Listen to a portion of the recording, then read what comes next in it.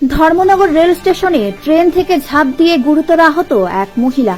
আহত মহিলার নাম সুচিত্রা ঋষি দাস, বয়স 40 বছর, বাড়ি আগরতলা আড়ালিয়ায়। জিআরপি পুলিশের তৎপরতায় কোনো মতে রক্ষা পান মহিলা।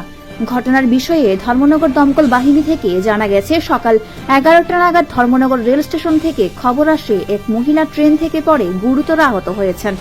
এই খবর পেয়ে তারা সেখানে গিয়ে দেখেন এক মহিলার মাথা থেকে প্রচন্ড রক্ত বের হচ্ছে। এরপর মহিলাকে সেখান থেকে উদ্ধার করে ধর্মনগর জেলা হাসপাতালে নিয়ে আসা হয়।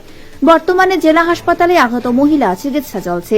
জানা গেছে, মহিলা ভুলবশত অন্য ট্রেনে উঠে নামতে গিয়ে ঝাঁপ দিতে এই দুর্ঘটনা ঘটে। ঘটনার তদন্ত করছে rail police. Bureau report, Dharmanagar news online. কিছুক্ষণ আগে আমাদের কাছে বলা আছে রেল স্টেশন থেকে ওই একটা মেয়ে লোক নাকি খুব সিরিয়াসলি ইনজুর হয়েছে। কিন্তু আমরা গেলাম, গিয়ে দেখলাম একটা মেয়ে লোক, উনি পেছন মাথায় ফেলে গেছে। তো ওনাকে আমরা রেস্কিউ করে নিয়ে এলাম ধর্মনগর হসপিটালে। ওনার চিকিৎসা চলছে। ওনার নাম সৈতা ঋষি দাস, বয়স 45 বছর, বাড়ি আড়ালিয়া আগরতলাতে। তো ট্রেন থেকে নাকি উনি ওই জাম দিয়ে পড়ে গেছেন।